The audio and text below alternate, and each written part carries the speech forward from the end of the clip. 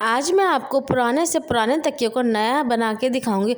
जो हमारा बरसों पुराना तकिया जो ख़राब हो जाता है, बिल्कुल चपटा हो जाता है, जिसमें बिल्कुल भी लेटने का दिल नहीं चाहता, ऐसे तकिए को मैं एक कंघी की मदद से बिल्कुल न्यू और फुला फुला हुआ, जिस तरह हम न्यू बाज़ार से लाते हैं वैसे ही तकिया आपको बना के दिखाऊँगी। बहुत ही आसान तरीके से इस तरह आपकी रुई जो होती है, चाहे फाइबर हो चाहे जो भी उसमें डला हुआ, बहुत ही ज़बरदस्त उसमें से स्मेल भी ख़त्म करके दिखाऊँगी। और बहुत ज़बरदस्त ऑर्गेनाइज़र बनाऊँगी सॉक्स और ग्लव्स के लिए, क्योंकि सर्दियाँ आ गई, ये दोनों चीज़ें हमारी ज़रूरत की चीज़ें हैं। इन्हें किस तरह हम ऑर्गेनाइज़ करेंगे, बहुत आसान से बहुत इजी टिप्स लेके आई हूँ, जिससे ना सिर्फ आपकी मनी सेविंग ही ना है बल्कि आपकी लाइफ सेविंग भी होगी। बहुत आसान तरीके से आपको बताऊँगी कि आप अपनी चीज़ों को किस तरह ऑर्गेनाइज़ कर सकते हैं घर में, कम स्पेस में और कम जगह में, अपने बच्चों की, अपने हस्बैंड और जितने भी फैमिली मेम्बर हैं उनके अपर हैं, पैंट हैं, बहुत ज़्यादा स्वेटर वगैरह निकल चुके हैं, तो इन्हें हम किस तरह ऑर्गेनाइज करके घर में रखेंगे। बर्फ़ में जमे हुए गोश्त को हम किस तरह 1 मिनट के अंदर खोलेंगे, बिल्कुल बगैर पानी में डालें, क्योंकि सर्दियों के सीज़न में गोश्त बहुत जल्दी फ्रीज़ हो जाता है। इनकी जो बर्फ़ जमी है इसे हम किस तरह ख़त्म कर सकते हैं। और प्याज काटने के लिए हमें कौन सा ऐसा न्यू तरीका मैं आपके लिए लाई हूँ जिससे हमारी आँखों से एक भी आंसू नहीं टपकेगा, नहीं आँखों से बहुत ही ज़्यादा गंगा जमुना बहेगी। बहुत आसान से छोटी सी यूनिक सी टिप्स आपके साथ शेयर करूँगी जिससे आपकी लाइफ सेविंग होगी। बिस्मिल्लाहिर्रहमानिर्रहीम, अस्सलाम वालेकुम viewers, welcome to back my YouTube channel. आज मैं आपको स्वेटर को तय करने का बहुत आसान तरीका बता रही हूँ। स्वेटर को फैला लेना है, फिर इसको पहले ऊपर वाला जो पार्ट होता है उसको फोल्ड करना, फिर नीचे वाले को, फिर दोनों आस्तीन को सही से फोल्ड कर लेना है। देख रहे हैं, मैं दोबारा से आपको तरीका बता रही हूँ। देखिए, नीचे वाला पार्ट मैंने पहले लिया, ऊपर वाला पार्ट मैं फिर बाद में करूँगी। ये देखिए, बिल्कुल सीधा बिछा के मैं करूँ, चाहे बड़ों का स्वेटर हो चाहे बच्चों का स्वेटर हो, दोनों को एक ही तरह तय करना। अब मैंने इसे उठा के, देख रहे हैं आप, मैंने किस तरह इसे रखा है। अब आस्तीनों को मैं बिल्कुल सेट करूँगी। आस्तीनों को एक फोल्ड करके दूसरा फोल्ड में स्वेटर के अंदर जो स्पेस बनी हुई थी उसके अंदर फिक्स कर दूँगी। इस तरह आपका स्वेटर आप चाहे बॉक्स में रखें, चाहे बक्से में रखें, चाहे पेटी में रखें, चाहे ट्रंक में रखें, चाहे अलमारी में रखें, बिल्कुल भी नहीं खुलेगा। साल भर यूं ही आपका स्वेटर रखा रहेगा, बिल्कुल भी आपके अलमारी में स्पेस ख़त्म नहीं होगा। बहुत ही आसान सी, बहुत ही यूनिक सी टिप्स है। तय करने के लिए तो हमें वक्त चाहिए होता है, लेकिन ये 2 मिनट में आप तय करके आसानी से इसे अपनी जगह पे रख सकते हैं। चले आए नेक्स्ट टिप की तरफ। नेक्स्ट टिप बिस्किट के डब्बे के हवाले से। आपके घर में बिस्किट आते हैं, डब्बे हम यूँ ही कचरे में फेंक देते हैं। ये डब्बे हमारे बहुत ही ज़्यादा काम आते हैं। आपको क्या करना है, एक कोई से भी बिस्किट का डब्बा ले लेना खाली, और एक ये मैंने लिया हुआ है क्लॉथ बैग। क्लॉथ बैग हर जगह से हमें अब मिल ही जाता है। जूते हम लाएं, कपड़े लाएं, जो भी चीज़ें लाते हैं उनके साथ आ ही जाते हैं घर में। ये दोनों चीज़ें बहुत काम की। आपको करना है, जो बिस्किट के डब्बे को क्लॉथ बैग के अंदर फिक्स कर लेना है अच्छे से। आप चाहे तो इसे कटिंग करके भी फिक्स करते हैं, चाहे तो आप ऐसे ही इसे अच्छे से फिक्स कर सकती हैं। आप ग्लू या ग्लू गन का भी इस्तेमाल कर सकती हैं। मैं आपको एक आइडिया दे रही हूँ, आपको एक थिंग्स दे रही हूँ। आप इससे अपने दिमाग से अच्छे से बना सकती हैं, अच्छे से ऑर्गेनाइज़ कर सकती हैं, अच्छे से इस पर कोई बटन, कोई फूल पत्ती भी लगा सकती हैं। अब हम इससे क्या बनाएंगे, बहुत ही ज़बरदस्त ऑर्गेनाइज़र बनाएंगे। शुरू में सेट करने में थोड़ा मसला तो होगा, लेकिन आसानी से ये सेट हो जाता है। अगर आपके पास ग्लू गन वगैरह तो बहुत ही अच्छे से ज़बरदस्त तरीके से सेट हो जाएगा। मैंने बगैर ग्लू गन के देखा, आपके सामने ही सेट किया। 2-3 दफ़ा आप खोलें, बनकर आसानी से सेट हो जाएगा। इसके बाद सॉक्स मैंने फोल्ड करने का तरीका आपको बता रही हूँ। एक के ऊपर एक सॉक्स रखा था, ये देखें, दोबारा से मैं आपको बता रही हूँ। फिर मैंने दोनों साइड के सॉक्स को फोल्ड किया और नीचे वाला सॉक्स उठा के अंदर फिक्स कर दिया। आप मेरी वीडियो को सुकून से देखेंगे तो आपको बहुत ही ज़बरदस्त आइडियाज़ मिलेंगे और समझ में भी आसानी से आएगा। दोनों सॉक्स को सीधे किया, एक दूसरे के ऊपर रखा, फोल्ड किया और नीचे वाले पार्ट को ऊपर वाले पार्ट पे चढ़ा दिया। सॉक्स को तय करने का, ऑर्गेनाइज़ करने के बहुत ज़्यादा तरीके हैं। अलग अलग तरीके से मैं आपको देख के बता रही हूँ। दोनों सॉक्स को मैंने एक दूसरे के ऊपर रखा, बराबर करके, और लपेट के नीचे वाले सॉक्स को ऊपर वाले सॉक्स के ऊपर चढ़ा दिया। इस तरह आप चाहें तो अपने अपने न्यू आइडियाज़ भी लगा सकती हैं। बहुत ही आसान तरीके से मैंने सारे सॉक्स पहले धोए, फिर इन्हें तय करके आराम से एक डब्बे में रख दिए, एक ऑर्गेनाइज़र बना दी। इससे यह होगा कि हमारी बहुत ज़्यादा वक्त की बचत होती है, हमें ढूंढना नहीं पड़ता, ना ही हमारा सॉक्स, ना ही हमारे ग्लव्स बच्चों के गायब होते हैं। हर चीज़ें वक्त पे और जगह पे मिल जाती है। बहुत आसान से बहुत इजी टिप्स है, बस एक दफ़ा आप बना के रख लीजिए, चाहे तो आप अपने अलमारी में, चाहे तो आप अपने वार्डरोब में, चाहे किसी भी ड्रॉ में भी। ये इतने छोटे से डब्बे होते हैं, आ जाते हैं। तो एक टिप्स कैसे लगे लाजमी बताइएगा। चले आए नेक्स्ट टिप की तरफ। नेक्स्ट टिप मेरी देखिए गोश्त के हवाले से। सर्दियाँ इतनी ज़्यादा हैं, फ्रिज जितनी तेज़ी से काम करते हैं कि गोश्त हम अगर 1 घंटे पहले भी रखें तो फ्रीज़ हो जाता है। अगर हम इन्हें पानी में डालें तो बहुत जल्दी ये इनकी रंगत ख़राब हो जाती है, इनका जायका निकल जाता है। तो आपको क्या करना है, 1 चम्मच भर के या अपने गोश्त के हिसाब से नमक ले लेना है और उस पर नमक मल देना। चाहे गोश्त हो, चाहे मछली हो, चाहे चिकन हो, चाहे जो भी मीट हो, आप कोई सा भी इस तरह उसे खोलेंगे तो बहुत आसानी से जल्दी खुल जाएगा। ना ही आपको पानी गर्म करके उसमें डालना पड़ेगा, ना ही आपको पानी में भिगोना पड़ेगा। ये देखें 10 से 15 मिनट के अंदर ये जो नमक है बर्फ़ को अच्छे से पिघला देगा। ये देखें 10 से 15 मिनट गुजरे थे, ये बर्फ़ पिघलनी शुरू हो गई थी। मैं इन्हें आराम से हाथों से खींच के अलग कर रही हूँ। चिकन तो हम इस तरह खींच नहीं सकते, ना फिश, क्योंकि वो सारे उसकी जो होते हैं रेशे बिखर जाएंगे। तो गोश्त हम आसानी से खींच के अलग कर सकते हैं। आप हल्का से इसके ऊपर से सिंक के नल का जो टैप वाटर होता है गुजारेंगे तो बिल्कुल आराम से अलग हो जाएगा। मैंने बिल्कुल भी इसमें पानी नहीं ऐड किया। आप देखें इस पर फ्रीज़र की जो बर्फ़ होती है वो बिल्कुल जमी हुई नज़र आ रही है। मैंने हाथ से इसे अलग किया। ये देखिए बिल्कुल ताज़ा फ्रेश गोश्त लग रहा है।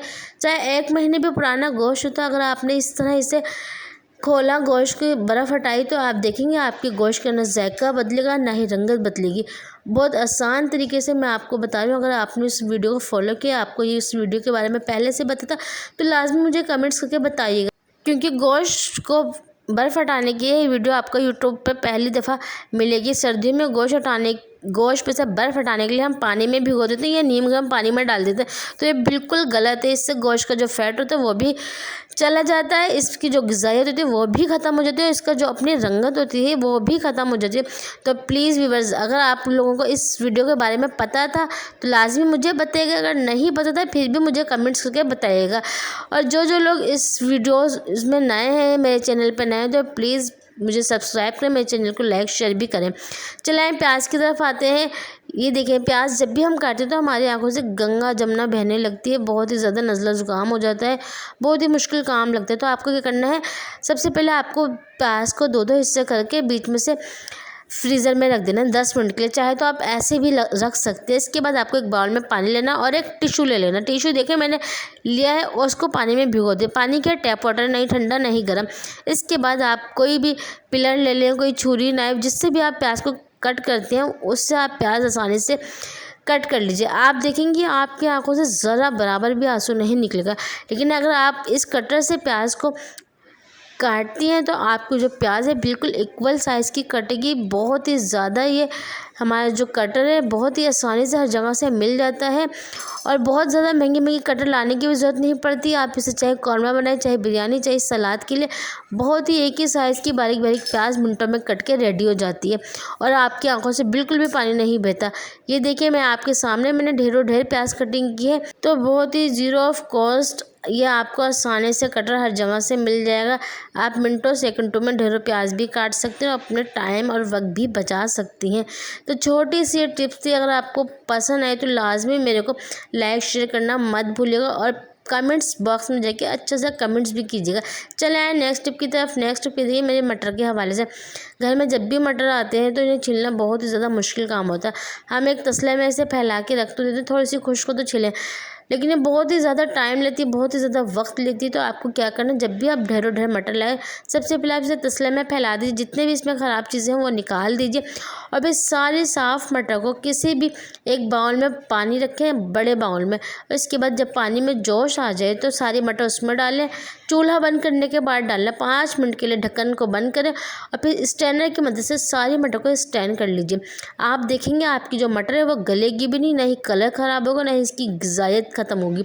फिर कोई सा भी आप स्पून ले लें, आप नेल कटर ले लें, ग्लास ले लें, आसानी से आप किसी बड़े बर्तन पे मटर को रखें और पुश करते जाएं। आप देखेंगे सारे दाने इसके अलग हो जाएंगे, एक दाना भी आपके सामने मैं दिखाई टूटा या बिखरा हुआ नहीं है।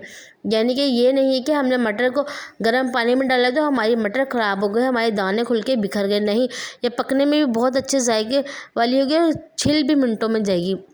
जो लोग अकेले घर के होते हैं उनके तो बहुत ही ज़्यादा मुश्किल काम होता है।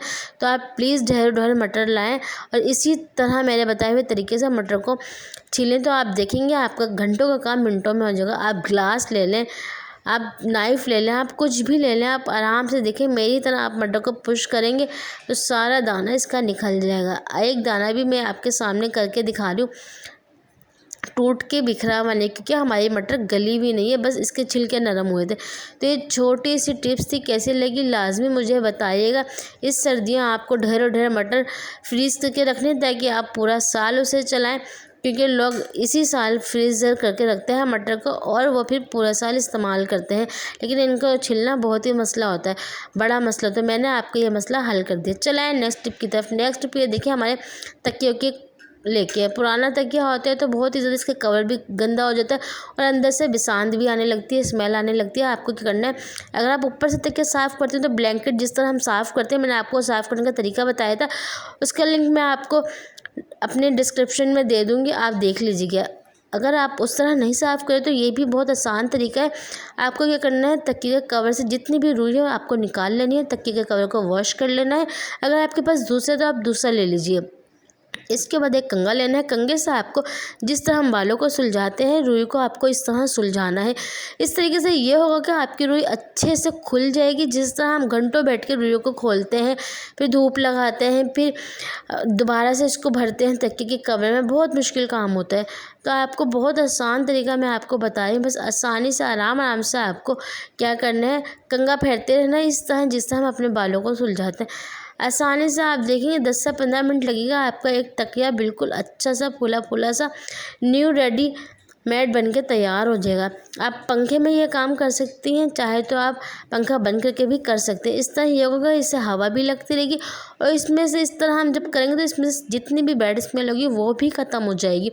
आप देख रहे हैं जो हमारी रुई बिल्कुल चपटी हो गई थी, एक दूसरे में सिकुड़ गई थी, आसानी से देखें खुल रही है। ये मेरा इतना पुराना तकिया 10 से 12 साल पुराना देखिए, लेकिन ये अभी मैं आपको देखना बाज़ार जैसा फूला बना के दिखाऊंगी, सिर्फ एक कंघे की मदद से।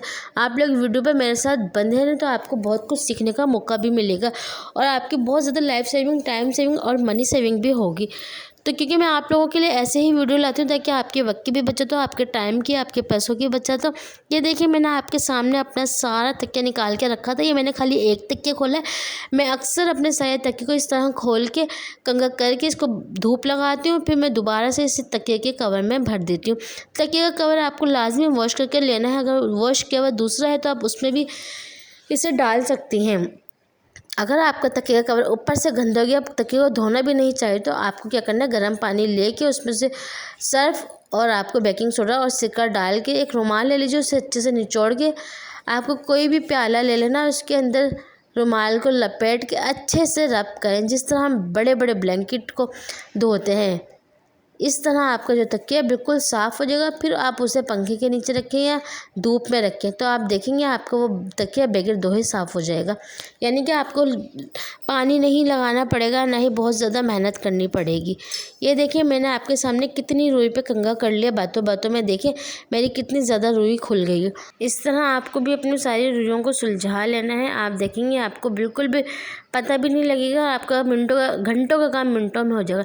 ये देखें, सारी रुई मैंने एक नया तकिया कवर ले लिया था धुला हुआ साफ सुथरा, इसमें सारी रुइयाँ मैंने इसमें डाल दिया। अब मैं इसे सुई धागे की मदद से बिल्कुल पैक कर दूंगी ताकि इसमें से कोई भी रुई बाहर ना आए। अगर आपको धूप लगाना है तो आप धूप लगा लें। मैंने पंखे के नीचे ये काम करी तो इसमें हवा भी लगती रही और मेरा अच्छे से रुई भी खुल गया है, सारी रुई सुलझ गई और बहुत आसानी से मैंने ये काम अपना निपटा लिया। आप भी इस तरह अपना घंटों का काम मिनटों में कर सकते हैं अगर आप मेरे बताए हुए तरीके पे अमल करें। ये देखिए, आसानी से मैं इसे सुई धागे की मदद से बिल्कुल सी दूंगी और इसके ऊपर कोई भी अपना नया कवर चढ़ा दे। आप देखेंगे आपका तकिया बिल्कुल बाज़ार से लाया हुआ नया तकिया लगेगा। इसमें से स्मेल भी ख़त्म हो चुकी है, इसमें से गंदगी भी ख़त्म हो चुकी है, इसमें से जो चपटापन था, रुई हमारी बैठ गई थी, वो भी सुलझ के बिल्कुल फूली सी हो जाएंगी। अगर आपके पास फाइबर है या जो पहले रुइयाँ चलती थी रज़ाइयों की वो वाली है, तो आप वो वाली रुई को भी इसी तरह सुलझा के अपनी तकियाओं को, अपने गद्दों को सही कर सकते हैं। आप गद्दों को भी इस तरह सही कर सकते हैं। कंघे की मदद से सारी रुइयों को कंघा करें और आराम से उसके अंदर वापस से भर दें और किसी भी दूसरे तकिए कवर में चढ़ाएं। ये देखिए मेरा पहला वाइट था तकिए का कवर, मैंने वो हटा के मैंने दूसरा तकिए का कवर लिया। इसमें मैंने सारी रुइयाँ भर दी हैं, क्योंकि अगर मैं उसी में सारी रुई वापस डालती तो फिर हमारी सफाई का कोई भी फ़ायदा नहीं रहता। ये देखिए कितनी आसानी से, कितनी ज़बरदस्त तरीके से मैंने मिनटों में आपके सामने अपना नया तकिया बना के रेडी कर दिया। अगर आप बाज़ार से लेना चाहें तो यही तकिया 500 से 600 रुपये तक का आपको बासानी एक मिलेगा। अगर आप पेयर लें तो आपको 1200 से 1500 तक के पेयर मिलते हैं। तो आसानी से आप अपने पुराने तकिए को नया बनाएं और इसके बाद कोई भी नया कवर चढ़ा दीजिए। अपने बेडशीट के जो कवर होते हैं, पिल्लू कवर, वो चढ़ा दीजिए। आपका नया बहुत ही फुला फुला ज़बरदस्त तकिया रेडी है। आप देखें, लग रहा है कहीं से भी वही पुराना ख़राब तकिया, बिल्कुल साफ़ सुथरा नया फूला फूला तकिया 1 मिनट में रेडी है। चले आए नेक्स्ट टिप की तरफ। नेक्स्ट टिप ये देखिए, हमारी बेल बॉटम जो स्लीव्स होती है हमें बहुत ही ज़्यादा परेशान करती हैं, क्योंकि किचन के बर्तन तो हर वक्त हमारा इंतज़ार करते रहते हैं। उन्हें धोने के लिए मशीनें जितनी भी ऊपर चढ़ाएं तो यह हमेशा नीचे आ ही जाती हैं, गिली हो जाती हैं। और सर्दियों में तो बहुत ही ज़्यादा बुरी लगती हैं, क्योंकि हाथ एक तो इसकी वजह से ठंडे रहते हैं, ऊपर से हमारे हाथ भी फटना शुरू हो जाते हैं। तो आपको क्या करना है, एक रबड़ बैंड ले लेना है और आस्तीनों के ऊपरी हिस्से पे इस तरह चढ़ा लेना है, जिस तरह आपको लगेगा कि आपने इलास्टिक वाली आस्तीनें बनवाई हैं। ये देखिए कितनी ज़बरदस्त तरीके से आपकी जो स्लीव्स है वो कवर हो गई है। अब आप आसानी से जहाँ तक भी ऊपर करेंगे या आसानी से ऊपर भी हो जाएगी। आप कपड़े धोएं, फर्श धोएं, बर्तन धोएं, बिल्कुल भी परेशानी का सामना नहीं करना पड़ेगा। ना ही आपकी स्लीव्स गीली होगी, ना ही आपको सर्दी लगेगी और ना ही आपके हाथ फटेंगे, क्योंकि गीली स्लीव्स की वजह से हमारे हाथ भी ख़राब हो जाते हैं और ठंड अलग लग जाती है। चले आए नेक्स्ट टिप की तरफ। नेक्स्ट टिप पैंट के हवाले से, पैंट को आपको सीधा तय कर लेना है। इसके बाद आपको ये करना है, एक पाँव इसका हटा लेना है। फिर इसके बाद ऊपर वाली जो होती है कमर वाली साइड, उसे फोल्ड करना है। फिर नीचे के जो पाँव थे उससे फोल्ड कर लेना है। एक पाँव जो हमने हटाया था, इस तरह आपको पहले उसे फोल्ड करना है, ये देखें। और फिर जो हिस्सा बच रहा है वो हमको पैंट के अंदर डाल देना है। बहुत आसान टिप्स है, आप 2-3 दफ़ा देखेंगे आपको बिल्कुल आसानी से समझ आ जाएगा। पैंट को अपने सामने रखें और मेरे बताए हुए तरीके से आप फोल्ड करें तो इंशाल्लाह आपकी पैंट मिनटों में तह भी हो जाएगी और गिरेगी भी नहीं, और ना ही इसकी फोल्डिंग खुलेगी। बहुत आसान, बहुत छोटी सी टिप्स थी। किस किस को पहले से मालूम थी ये मुझे बताइएगा। और अपने अलमारी में, अपने कबर्ड वगैरह में इस तरह अपने पैंटों को तय करके रखें तो आप देखेंगे आपका मिनटों का काम, घंटों का काम मिनटों में हो जाएगा। चले आए नेक्स्ट टिप की तरफ। नेक्स्ट टिप पे देखिए, मेरे जो हमारे अपर होते हैं उन्हें हम किस तरह तय करें। सबसे पहले आपको क्या करना है, इसकी ज़िप लगा लेना है। ज़िप लगा के इसे बंद कर देना है। इसके बाद आपको हुड वाली साइड से तय करना है। हुड वाली साइड से भी आसानी से इसे हम तय कर सकते हैं। ये देखिए मेरे बेटे का अपर है, इसे मैंने फैला लूँगी। ज़िप लगा के मैंने इसे उल्टा किया। अब मैं इसे फोल्डिंग करूँगी, दोनों आस्तीनों को आसानी से। आप चाहें तो नीचे से ले लें, चाहे तो ऊपर से भी ले सकते हैं। मैंने नीचे से फोल्ड किया, उसके बाद मैंने इसके ऊपर स्लीव्स को एक दूसरे के ऊपर तय करके रखा और फिर उसके बाद दोबारा से मैंने एक फोल्डिंग की और इसे सब को अच्छी तरह मैंने इसके हुड में डाल दिया। अब ये है कि हमारा जो अपर बिल्कुल भी खुलेगा नहीं। चाहे आप यूनिवर्सिटी में पढ़ते हैं, चाहे आप हॉस्टल में रहते हैं, चाहे आप कहीं पे भी इसे रखें, आप देखेंगे चाहे गिर भी जाए तो ये इसकी जो तह है वो बिल्कुल भी नहीं खुलेगी। ये देखें कितनी आसानी से आपके सामने मैंने इसे फोल्ड करके दिखा दिया। तो कैसी लगी टिप्स लाजमी मुझे बताइएगा। और तमाम देखने वालों से गुजारिश है कि मेरी वीडियो को लाइक, शेयर और सब्सक्राइब करना मत भूलें। अल्लाह हाफिज़।